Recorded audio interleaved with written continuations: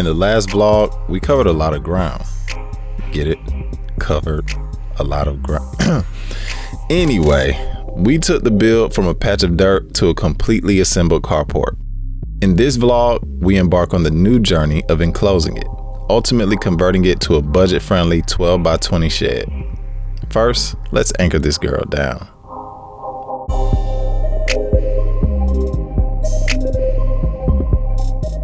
I am cleaning out the debris, the rocks, the leaves, the sticks, the twigs from under each side of this track. And then I'm going to drill a hole through and run a lag bolt into the 4x4 post. I've already marked my first corner. I'm gonna secure this corner in position, and then I'm gonna square the building by pushing and pulling it, making sure that the width of the carport stays consistent from one side to the next, which it should remain at about 147.5. And that's my choice because I want this to be flush with the outside of each post so that when I do run siding, the siding can overlap and there won't be a lip for water to collect on and then run back into the structure. So we're just gonna fasten this first side down now. Using galvanized lag bolts, I started by anchoring one corner in place. The bolts need to be galvanized because pressure-treated wood has chemicals that will corrode metal. After that corner was secured, I squared the building, locked in the position of the diagonal corner, then installed 2 lag bolts in each framing bay. I used the butyl tape or putty as a seal around each penetration. It's probably not needed, but it seemed like a good idea at the time. Remember I said its consistency is like a putty? This gives you an idea of what I meant. My nephew and I drove about 100 miles to a country town where some large sheets of salvage tin were located. I'm gonna cut it into 10 and 12. The sheets were over 20 feet long and I knew I couldn't transport them whole, so I brought my grinder, a boatload of cutoff wheels to cut it on site, sheet by sheet. Thankfully, the guy had a gas-powered 10-inch cutoff wheel that he let me use, and I was able to cut through multiple sheets of tin all at once. I was trying to be nice and not drop his blade in the dirt as I cut through, but apparently I was going too slow and careful. He decided to show me how it was done. Obviously, I was treating his gear better than he did. Either way, we loaded up the truck and made our way back home. I'm really happy with how similar the pattern of lines of the carport sheeting and the tin are. Y'all see how much movement is in this right now. So the goal is to stiffen this bad boy up. Of course, we do know that when we put the panels on the back, that's gonna stiffen it up. When we put panels on the front, that's gonna stiffen it up. To temporarily stabilize the carport until the sheeting got put on, Pops and I cut and placed a temporary brace on until we put the sheathing on. And now that I have the sheathing, it's time to go get the additional framing that is needed for the back wall, front wall, and to make doors. Facebook Marketplace came in the clutch again, and I found this place supplying square 1.5" 16 gauge tubing. The same dimension of the carport, so this stuff is perfect. So essentially, here's the plan. Base plate, and then I'm just gonna do 3 verticals somewhere about here, 1 in the center, and of course symmetrically 1 over here. I took into account that I don't necessarily have any angle brackets or anything to screw one length of tubing to the other. So I'm going to use the tubing itself as the bracket, which means that if I have a 12-foot dimension here, well, I've actually already had it cut to about 12.5. So that on each end I could have about 3 inches of excess material that I can cut out, create at least a tongue and or bracket with that metal, and then attach it to the existing carport. So essentially with this square tubing, I'm just gonna cut a tongue out that I can then bend up and create a 90-degree, poke a few holes, and tap it into the existing framing. I'm wondering if I wanna rotate this 90 degrees and have the tongue protrude out along the base. And the only reason I'm considering that is because, as you can see, there's already screws tapped in to the original framing. And if I turn it this way, then I have nothing but open space to run self-tappers through. So I'm considering that. Another benefit of it is it would also close the base in a different kind of way. But anyway, that's ultimately what I'm going to do for each member. Sometimes I may do 2 on each side and then sandwich the post that I'm tying into. Other times I may just do 1. It just depends on where it's located. Like in this situation, this is 16 gauge steel. It's going to be firm and sturdy regardless. But if there's ever a time where I might have 2 ears that grab onto a post like so. We're about to see how much work it takes to use a self-tapper and drive it through both this 16 gauge and the Carport kit itself. And so, of course, this is running all the way along. I'm flushing it up to itself.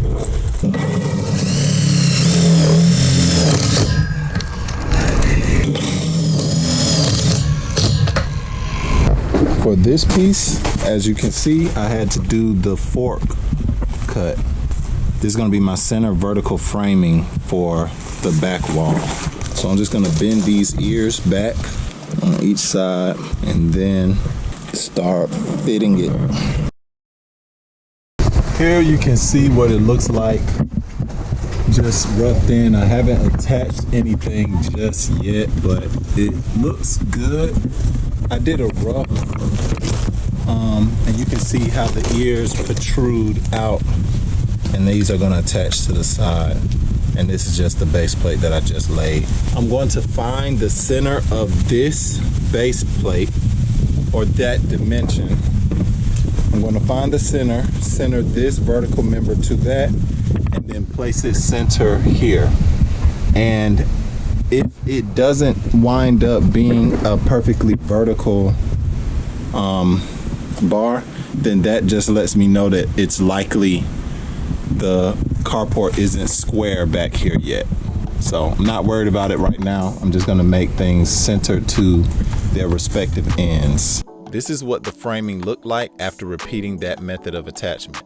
For the left and right hand framing members, I had to angle the seat cut to match the pitch of the roof members.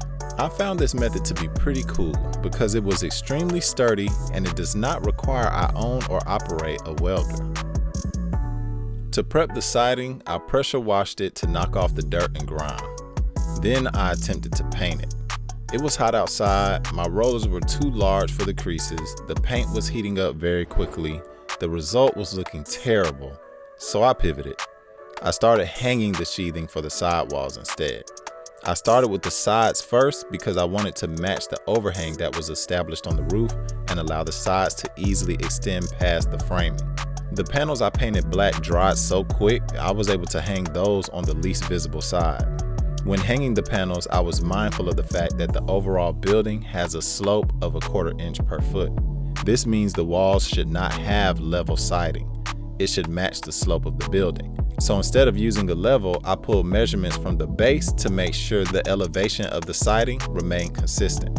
The ridges on the tin were slightly smaller than those of the roof panels, so it was really easy to tuck them under the roof panels. And like that, we got one side complete, and it's looking pretty good if I do say so myself. Y'all see the vision, it's coming together. Next is actually this wall. Boom, I'm doing the sides first, and then I'm gonna cap it off with the 2 ends.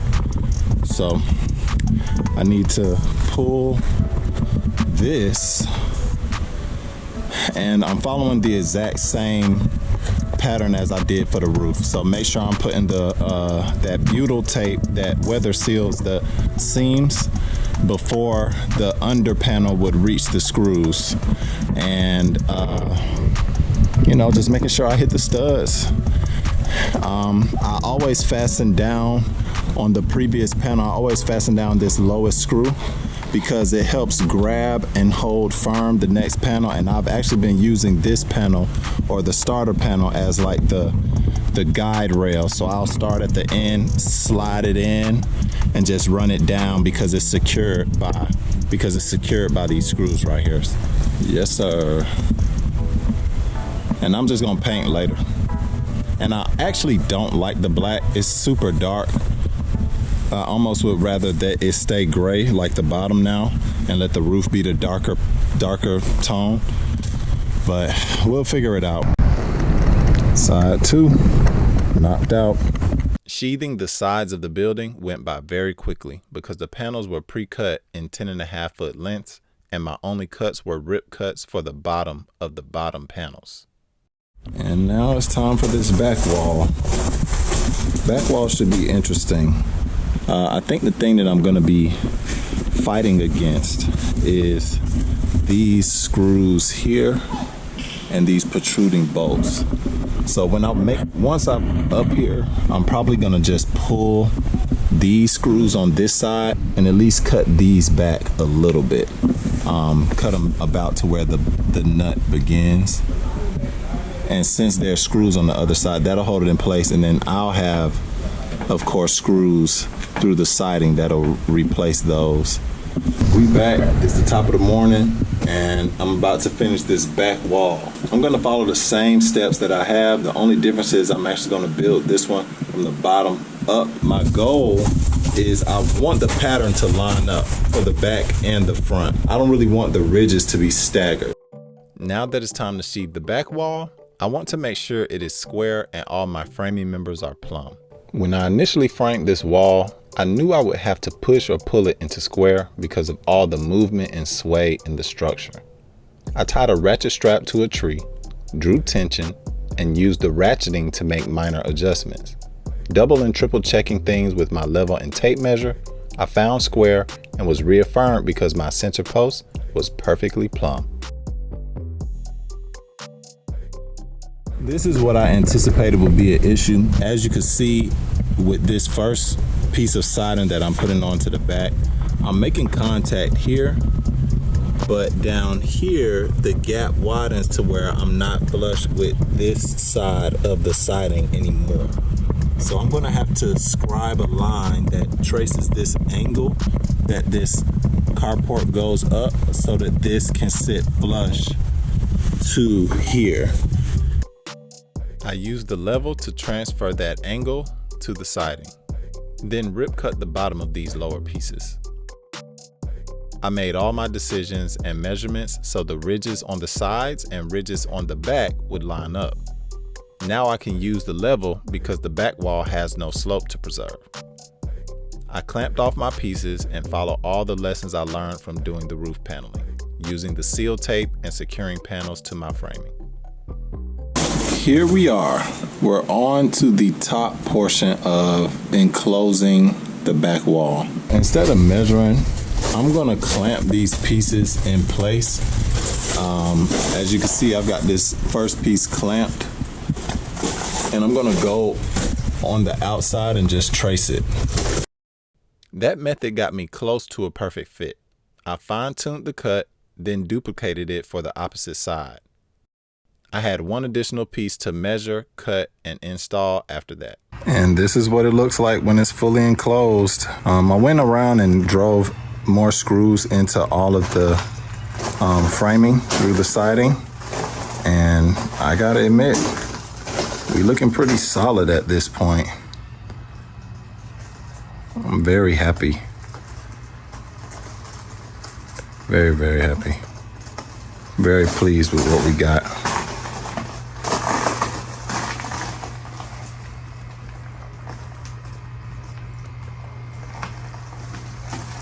And of course, next is the front wall and door. This is what we currently look like from the outside. And truth be told, this color scheme with the lighter gray, darker gray on the roof, I'm not mad at it. Attention to detail, accurate measurements, accurate cuts produced great results. I couldn't have asked for a better outcome. Eventually, I purchased more eave stripping for the exposed edges, and I'm debating on the color. Some like this rustic look. I kind of like it too. In the next vlog, we will conclude the shed conversion by creating doors and framing a front wall, all from scratch. This will be the most complex area of the entire build, full of complicated cuts and unique install techniques. Thanks for watching, and see you in the next one.